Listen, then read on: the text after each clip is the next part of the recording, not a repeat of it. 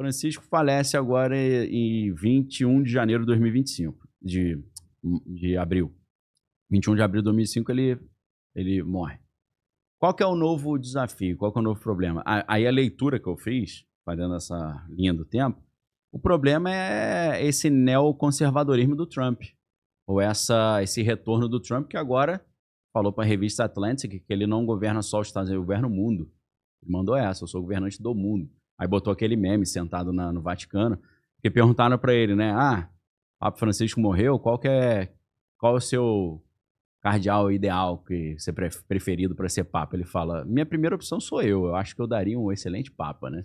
Mas como eu não posso, eu acho que o cardeal Richard Dolan seria... Acho que não, né? Richard Dolan é outro cara, é outro jornalista. O cardeal Dolan seria perfeito. Aí eu falei, cara, coerente, cardeal Dolan é de Nova York, provavelmente o Trump conhece ele. E aí eu tava achando que seria ele. Só que depois eu fiz uma reflexão que é a seguinte, cara, o Trump não é burro. E ele sabe que se ele chega no Vaticano, você tem só do grupo que o Papa Francisco nomeou de cardeais, eram 108 cardeais. Então 108 cardeais de linha mais progressista. Com certeza todos eles odeiam o Trump. E eu tinha certeza que se o Trump falasse esse eu acho legal, os caras iam falar esse então você esquece, esse não vai entrar de jeito nenhum. Então não sei se o Trump deu uma de João sem braço ali, né? Esse é o meu preferido, mas na verdade ele já tinha um outro na manga. É muito difícil saber. Mas aí não entrou o cardeal Dolan, entrou o Robert Francis Prevost. Mas quando eu vi, eu falei, putz, faz todo sentido. Porque o Robert Francis, né, o Papa Leão XIV, ele resolve uns 10 problemas com uma cajadada só. Porque eu não sabia disso, que além de ser americano nato, nascido em Chicago, 69 anos de idade, ele também tem cidadania peruana. E ele até então era o presidente de toda a missão católica para a América Latina inteira. Ele é muito respeitado na América Latina. Ele ficou durante muitos anos fazendo trabalho missionário no Peru, em regiões pobres e tal. Então eu pensei, cara, esse cara continua o trabalho do Francisco na América Latina, porque ele tem esse know-how, fala fluente espanhol, conhece a região, e além disso, como americano nato, ele pode fazer a frente na diplomacia com o Trump, né? Para tentar alinhar os interesses do Vaticano com os interesses do Donald Trump lá. Então eu falei, cara, pô, vai ser um americano. Eu achava que era o Dolan, né? Vai ser o cardeal Dolan. E aí eu falei, fala ou não falo isso na minha live? Aí no dia 7 eu falei, né? Falei, ó, eu já sei quem vai ser o próximo Papa. Aí eu falei, vai ser o primeiro Papa americano, eu acho, e vai ser o cardeal Dolan. Aí no dia seguinte, eu lá ao vivo, os caras, é um americano. Eu falei, caramba, é o Dolan? Ele falou, não, é o Prevost. Eu falei, mas pelo menos eu acertei que era o americano, fez sentido o raciocínio, né? Então foi assim que eu cheguei nessa conclusão, né? Tá gravado lá, né? Pra quem quiser ver no dia, né? Fiz um corte depois, né? Do pedaço onde eu falo, mas eu resumi um pouco, foi uma linha de raciocínio bem longa, né? Porque entra o fato também dele, ele não é jesuíta, o Robert Francis Prevost, mas ele é agostiniano, né? E Martinho Lutero, que fez a Reforma Protestante em 1517, ele era um monge agostiniano. Então essa figura do Robert Prevost, sendo agostiniano, ele também tem essa habilidade para pensar a questão protestante, porque os agostinianos ficaram com essa mancha, né? Ficaram. Pô, de vocês saiu a reforma, pô, vocês fizeram alguma coisa errada. Ficaram. Então talvez ele está tentando reverter e redimir a imagem dos agostinianos, né? Trazendo um grande reavivamento da Igreja Católica. Pode ser também. Eu não sabia que ele era agostiniano nem peruano, né? Peruano-americano. Se eu tivesse essa informação, talvez porra, esse cara aí resolve mais problema do que o nova-iorquino, o cardeal Dolan. Você coloca num espectro, para Ideológico? simplificar, entre progressista e conservador, onde está o Papa Leão XIV? Então, cara, tem opiniões dúbias, porque aparentemente ele é um cara moderado progressista. Ele é um cara que ele foi chefe mundial dos agostinianos. Então, além dele ele é formado em matemática, então é interessante, né? O cara tem a mente mais, né, científica, matemática. Ele estudou matemática na Universidade Vila Nova. A Universidade Vila Nova é administrada pelos agostinianos. Então, na universidade, ele foi cooptado por a ordem agostiniana, mas ele chegou ao ponto de ser chefe mundial dos agostinianos. Então, ele tem uma habilidade administrativa muito grande também. Agora, nessa jornada dele, como padre, como cardeal e tal, ele parece ser progressista. Alguns exemplos. Foco social, missões, né? São coisas que os progressistas da teologia da libertação gostam, né? Repetindo aquela frase, a opção da igreja preferencial para o pobre. Então, isso aí é 100% progressista. Outra coisa, ele foi convidado pelo Papa Francisco para liderar ser presidente do dicastério dos bispos, que é o cara que escolhe no mundo inteiro quem serão os bispos. Então, uma função muito importante. E ele trouxe 3 mulheres para participar desse grupo. Então, isso foi visto como um avanço progressista muito grande, colocar mulheres nessa história. Então, aparentemente, ele era um cara que trabalhava lado a lado com o Papa Francisco. O Papa Francisco mandou ele vir dos Estados Unidos para trabalhar junto com ele, assumindo esses cargos, assumiu a América Latina inteira, a escolha de bispos e tal. Então, ele era um dos braços direitos do Francisco. Francisco 100% progressista, né? Então, você fala que o cara é progressista. Então, oficialmente, ele é progressista. Foi nomeado, é um dos 108 nomeados pelo Papa Francisco. Se eu não estou enganado, esse foi o primeiro conclave do qual ele participou. Porque eu acho que ele foi eleito cardeal recentemente. Recentemente. Então, o irmão dele, do Robert Francis, falou até que ele assistiu o filme Conclave para ver como é que era. Porque ninguém fala, né? Então, o cara não tem muita fonte.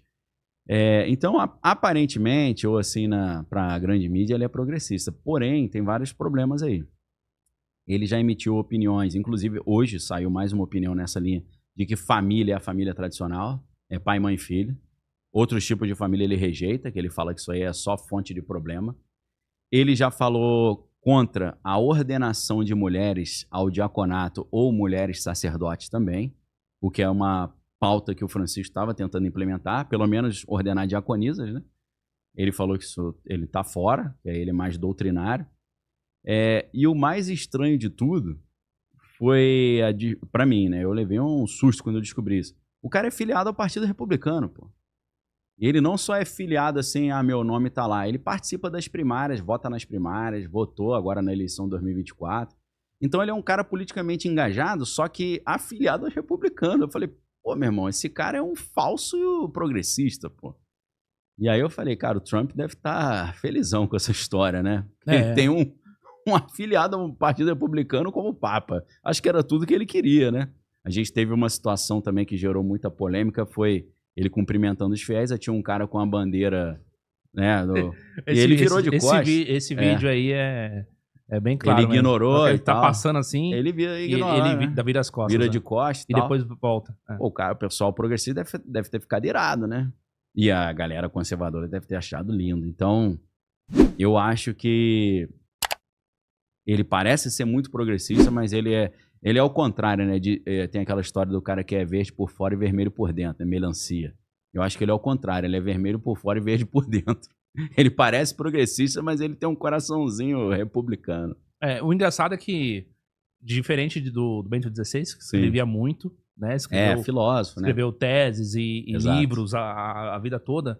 Não tem um livro publicado pelo Robert Proust. Parece que é mais assim o cara... O Robert mão Proust, na massa. Ele só é conhecido como, você falou, um grande administrador. Administrador, trabalho social. Um técnico, no sentido de, eu sei lidar com... Sim, não é um teólogo de alto padrão. Não é um cara que a gente conhece as opiniões dele. Sim, meio misterioso.